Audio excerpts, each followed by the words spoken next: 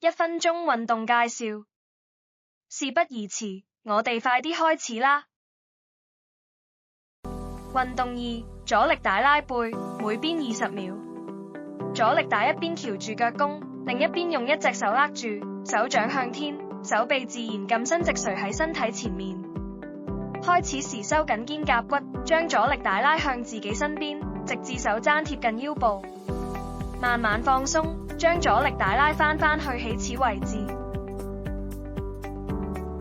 做完一邊，可以轉做埋另外一邊，做20秒。